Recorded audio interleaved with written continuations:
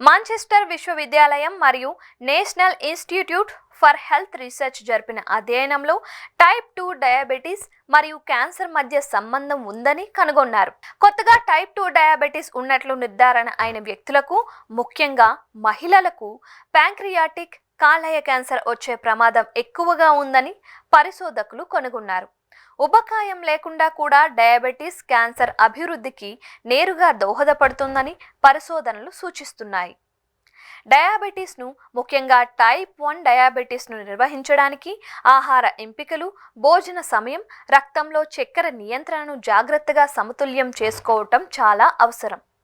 ఆధునిక ఆహారాలు సవాలుగా ఉన్నప్పటికీ సాంప్రదాయ భారతీయ ఆహార పద్ధతులు, సమతుల్యత, పోషకాహారం ఉన్నాయి.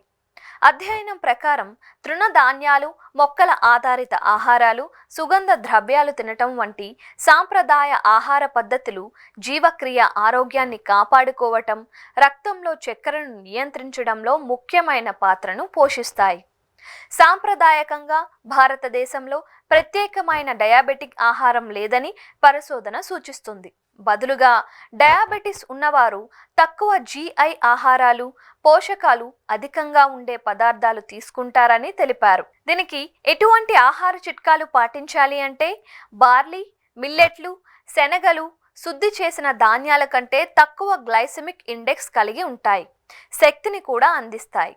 భోజనం తరువాత రక్తంలో చక్కెర పెరుగుదలను నివారిస్తాయి. దీర్ఘకాలిక గ్లూకోజ్ నియంత్రణను మెరుగుపరుస్తాయి. ఉదాహరణకు నువ్వులు, నెయ్యి వంటివి వేడి ఆహారాలను శీతాకాలంలో తీసుకుంటారు.